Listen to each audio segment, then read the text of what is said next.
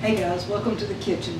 I'm Wanda, and today we're going to be talking about a 60-year-old book that still holds true today. Everything in it still works today.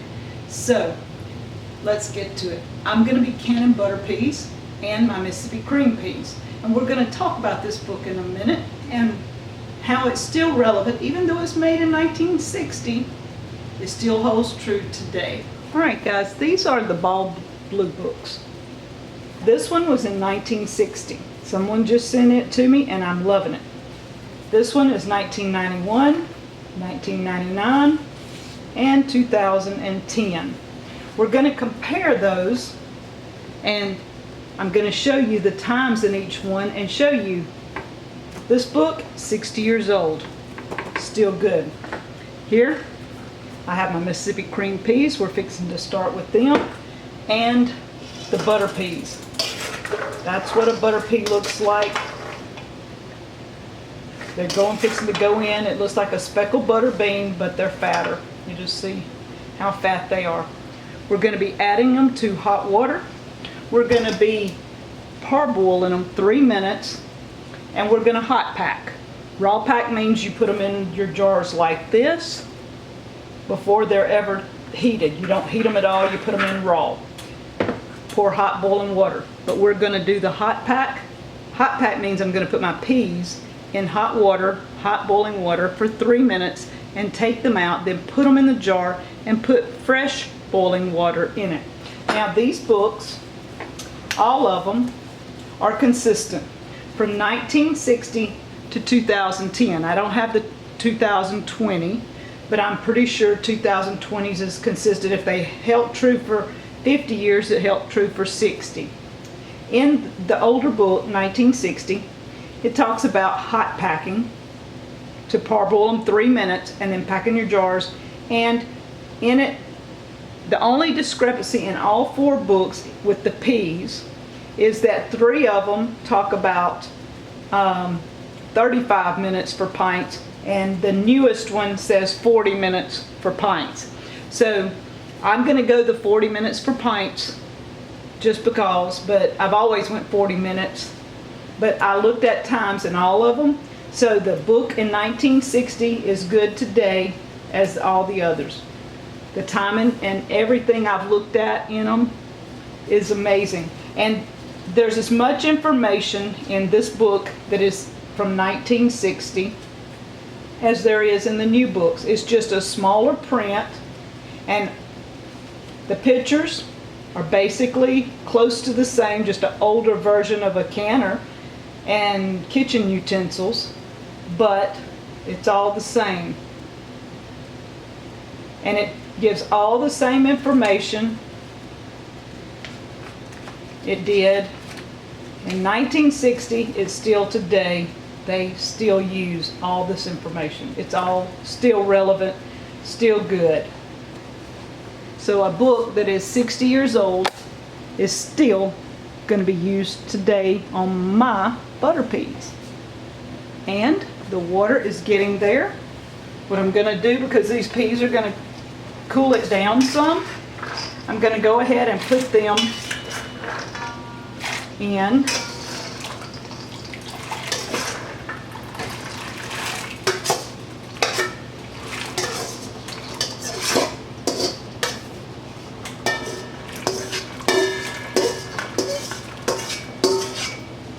and we're going to let these go 3 minutes, and it'll change the color of a speckled pea to a dark looking pea. And I don't have enough of these, so we're going to use our fill peas to finish filling the jars. So I'll do these for 3 minutes and take them out, and then while I'm putting those in a jar, we're going to do these for 3 minutes. Alright, these peas are ready to come out. And you can see they've turned a darker color. They'll turn even darker in the jar, but for now we wanted them to turn to the dark gray color. So I'm going to take these out and have them ready to jar. And it's okay that we use this water to blanch or parboil the next batch of peas. I just did not want them mixed because these are speckled and the others are a green pea. They're not your average green pea that most people think of in the north. They are a field pea, but they stay green. And you'll see that in a minute. Alright, so I'm going to put my green peas in here now.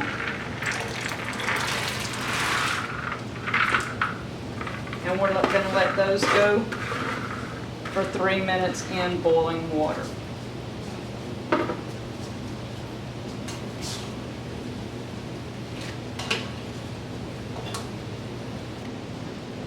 Now I have my butter peas here and I have my green peas there, and we're going to be jarring those up. Okay, I have a Presto 16 quart pressure canner. It has this that goes in the bottom. I've got water up to the mark, whereas right in here. This goes in the bottom because it has holes in it. It has a lip around it so that your jars are not sitting flat on the bottom of the canner.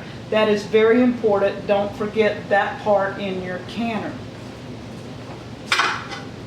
Here is the lid that fits on it.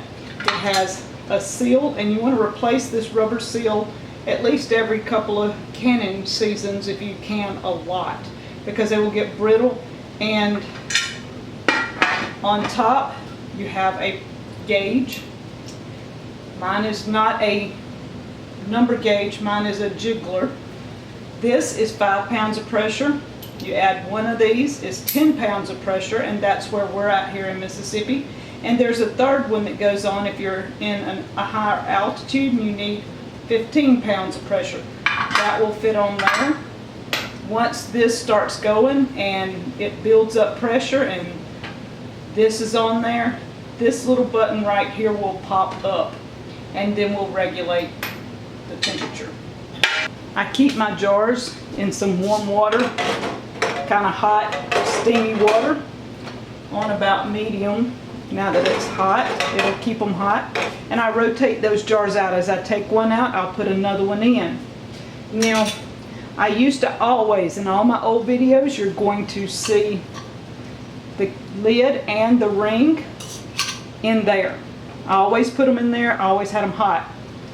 Ball has done a number on us. They've changed these flaps, and they're called SureTight. They recommend you do not put them in hot water. So that is a new thing for canners. Us old canners have to learn. So all I do is put them, they're clean, put them in my rings like this and sit them over to the side. My jars I still keep hot. I still keep boiling water. I still keep my veggies hot. Do not boil the flaps anymore. Just let them sit out. Something new. Alright, so one thing is I'm on a new stove and I'm having to rearrange everything. My old stove was a glass top and I was used to it. It had 3 large burners on it, so I could move things around and it had plenty of room. This stove does not have a glass top. Danny and I are learning to cook on it and figuring it out because it is a learning curve when you're used to a glass top. It only has 2 large burners and 2 small burners, which makes me have to rearrange everything. So instead of having my big pots here on the front, I'm having to put them on the back and do what I need to do, and then sit them off on a wooden board that I have. And then we go from there. The only thing I found that I don't like right now about the stove is that it's black. I thought I'd like black, and black, I should have known I have a black refrigerator. It is harder to keep clean. That is one thing about it. The stainless that I have doesn't seem to be as hard as the black top. If something falls in under the eyes, you have to clean it a lot. And I remember that from before, but I was kind of used to glass top, just wipe it and go, you know. But other than that, I think that the stove is hanging in there, it's doing good. All I'm doing now is waiting on my water to get ready. So this video is a part of a collaboration. I'm doing it with Joyce over at Morris Patch of Heaven. She's asked a lot of the YouTubers to take and do a canning video for Let's Can. and that's going to be put in a playlist, and I'm going to put the playlist, I'm going to link it in the cards and in the description, hopefully. And if you can, go check out Morris Patch of Heaven and check out Joyce's videos, plus all the other participants that are in this collaboration called Let's Can. All right, the jars are hot, and when I take a jar out, I take it like this, with this to the bottom so that you don't drop your jar. And I have a rubber mat here that will catch any spills and help with anything that I need that way. Because I have to put my peas, and we're going to start with the green peas. It doesn't matter, peas or butter peas, whichever one I start with. I put them in the jar, and I do not fill the jar slam full. That's one thing I don't do because peas swell. Now, and that's one good thing about this, you can bounce them down a little. I'm going to fill this about, I think, right there, because once you add your salt and your water, these peas are going to come on up, and once they cook, it is going to swell, like I said, and you don't want all your water out of here, all your juice. Now I'm doing half a teaspoon of salt in each pint jar. So if you had a quart, you're going to do 1 teaspoon. Now our water's hot, and we're going to add it up to almost.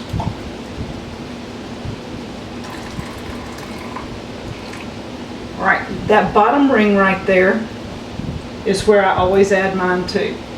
And this is a wide mouth funnel. It is a stainless wide mouth funnel, but the bottom fits small regular jars. It's only a wide mouth at the top so that you can have more room to put things in, but this fits regular jars, not a wide mouth jar. So that is a discrepancy that some people don't know about. This is a chopstick. Makes a great debubbler. Friend Lippy at Gemini Homestead gave it to me. And I keep a cloth. You can put vinegar on it, you can put water on it, whichever you prefer. Clean it really good. And since I'm not putting these in hot water, I'm just going to tighten them down, hand tight. And the jar is still hot. And we're going to put this over in the canner. Now we're going to do all our jars this way, and I'm going to do the peas and the butter peas, and we'll show you this in the canner. Now this canner will hold 9 pints or 7 quarts, and I use these. This part fits a regular mouth. Here fits the wide mouth, so you can pick them up easily. And if it was a wide mouth, it would slip on down, but here to pick them up and take them in and out. We got 5 of the peas, so we're going to start with the butter peas, and I'm going to see if we can fill 4 of those so we can have enough for the canner. I'm going to put half a teaspoon of salt. Again, with the butter peas, I'm not filling them all the way up to the top. I'm leaving some extra space because they do swell and absorb a lot of water.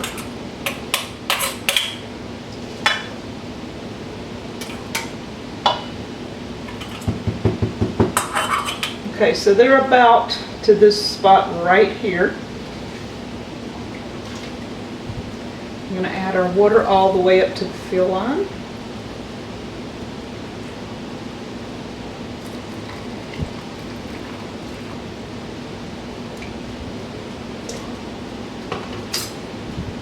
Debubble.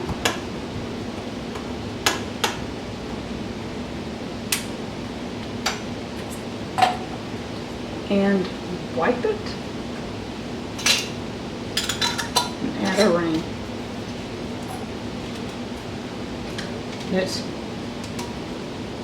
ready to go in the canner. We ended up with 5 jars of the peas and 4 jars of the butter peas. There's 9 jars total in here.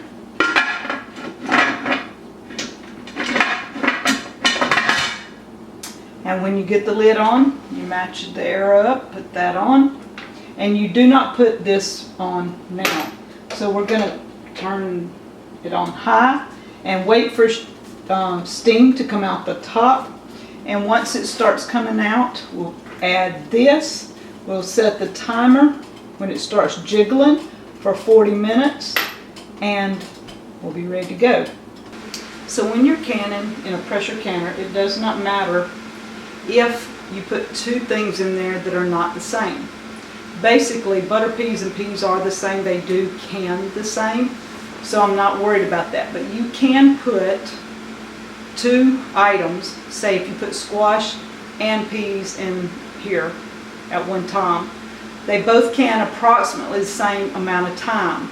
If it's not the same amount, then go to the highest. Say if the peas can at 35 minutes and the squash at 40, do the 40. That way you're totally safe and everything will work. You can do pints and quarts in the same pressure canner. But there again, use the quart time, not the pints. Always go to the highest amount of time anytime you're pressure canning anything. Do not open this canner at all till it's cooled down. That's another biggie. It will take approximately 5 to 10 minutes for this to get going, and I'll bring you back in a little bit and I'll show you as we put this on and when this pops up. Alright, you can see there are steam coming out of both things, and it's been coming for a few minutes. You usually want to vent this for a little bit and then put your pressure on. This should seal off pretty quick. Okay, once that seals, give this time to start jiggling, and it'll start moving like that. Alright, just a kitchen bonus here. I had about maybe 1/4 cup of butter peas and about 1/2 cup or a little better of the Mississippi cream peas. I mixed them together and we're going to cook them. This is bacon grease from our bacon that we have. I save it once we cook bacon. I put about a teaspoon of that in there. Salt. I just measure with my hand. That was about a teaspoon of salt in it. And we let it boil until it gets done. Usually 20 minutes or so. Sometimes it may take close to 30 since they're fresh out of the garden. Alright, so now it is jiggling. We're going to turn it down a touch. And I'm going to set the timer for 40 minutes. I'm going to watch the jiggler because I don't want it jiggling any more than this. And this is my first time canning in a pressure canner on this stove. So, I do know this stove stays hotter at a higher temperature according to the numbers. So, I will have to keep regulating this and making sure it stays about to this. I don't want it to go any lower and not have pressure, and I don't want it to go too high.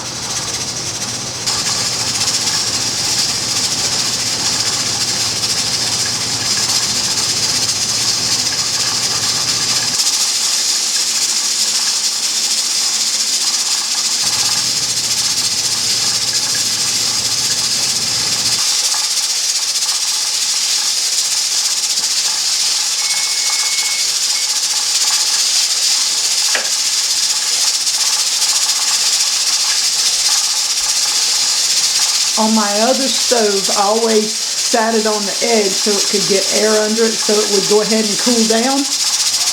But on this stove, since the eyes are up and it cools off, we're just going to leave this canner sitting. But on a glass top, you might want to move it a little so the air can flow under it.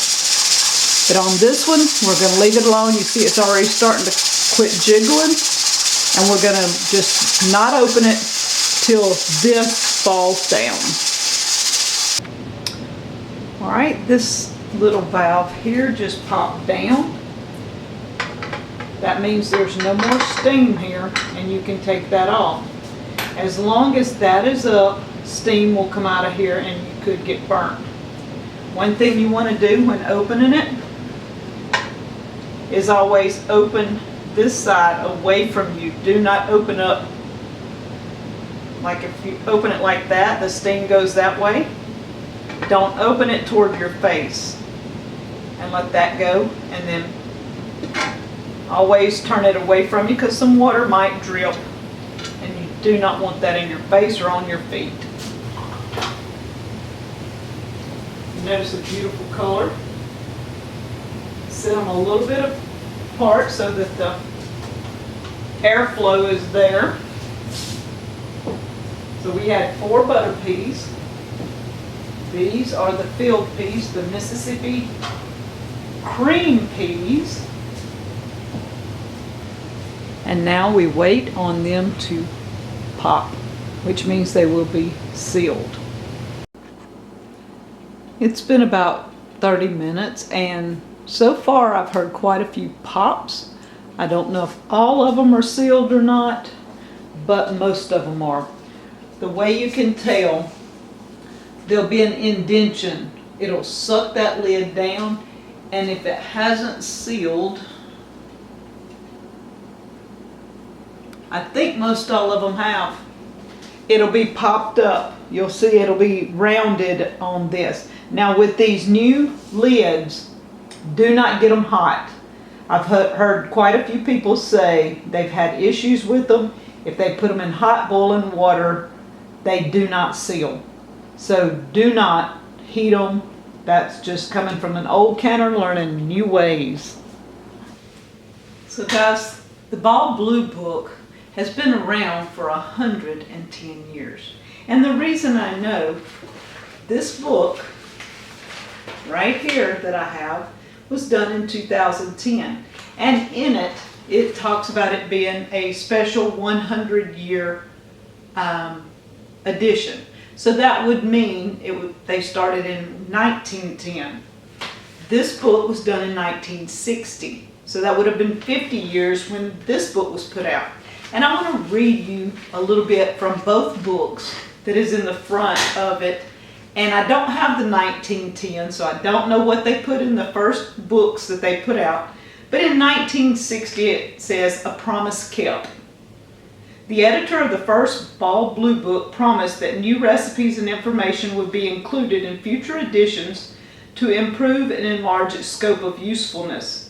Because of that promise, the Blue book is known, used, and treasured throughout the home canning world. They revised many times for the purpose of including new information acquired through scientific research. That is why this is a partially revised edition called 26C. The jelly section has been rewritten to explain the modern, quick and easy way to make and seal jellies and jams. Before 1960 they were using wax, and even up until in the 70s lots of people were still using wax. So this is a new book put out to explain how to seal jellies and jams. We believe the carefully tested recipes, the known to be safe canning methods, and the modern way of sealing jellies and jams enlarges the scope of this book's usefulness to you, and hope the information, new and old, will add much pleasure to your profitable practice of home canning. 1960, guys. This book is 60 years old. And it's still, the information in it today is still as good as it was in 1960. Now we're going to jump ahead to 2010. Like I said, I don't have the 2020, so I don't know what it says. But it says, celebrating 100 years of fresh flavor.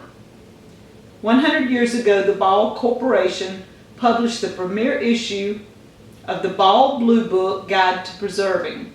Since then, the joy of preserving foods at home has been celebrated in each edition, which tried and true recipes that with tried and true recipes that capture the natural flavor of a harvest season and to bring it right to your table. Food preservation was a fact of life a century ago. Today, it's an artful craft that brings wholesome, nutritious fruits and vegetables to every dish in any season. Times have changed, our busy lifestyles demand fresh solutions, and the Bald Blue Book Guide to Preserving delivers with innovative recipes that transform garden favorites into contemporary classics. For generations, they've relied on this book for answers to their questions about safe food preservation. It's evolved through the years to reflect changing needs, taste, and trends. Over the decade, it has introduced dozens of proven recipes that stand the test of time. In 1949, they included home freezing. Let's see, in 1982, low sugar and low salt options. In 1984, gourmet recipes, as well as the interest in the oldest method of food preservation. In 1984, they started dehydration. However, one thing remains the same: the trusted place this guide has earned in a kitchen of cooks the world over. The Bald Blue Books. This book is 60 years old. This one is their 100-year edition, special edition. So, I have two very special books. Thank you for sending this one to me. And guys, when you're canning, buy some Bald Blue Books. You can find these at discount stores, secondhand stores, things like that. That's where this one came from. The lady saw it and sent it to me, and I'm very, very thankful for this book. So guys, the tips I want to give you today in this Let's Can collaboration is, it doesn't matter with Bald, the Blue Books, the older, still work. The times are still the same. Canning butter peas, butter beans, and field peas at 10 pounds of pressure, 40 minutes. That's for pints. It would be 50 minutes for quarts. Guys, I'm proud of this wall. I really am. Home canning and Bald Blue Books are the way to go. Now, there are many canning books out there, but if you find these at your secondhand stores, snatch them up. They stand the test of time. The 60-year-old book is a perfect addition to my canning needs here at Deep South Homestead. And thank you, Joyce from Morris Piece of Heaven, for inviting us in the Let's Can collaboration. I've canned many things over the years, and this pantry shows it, and I'm proud of it.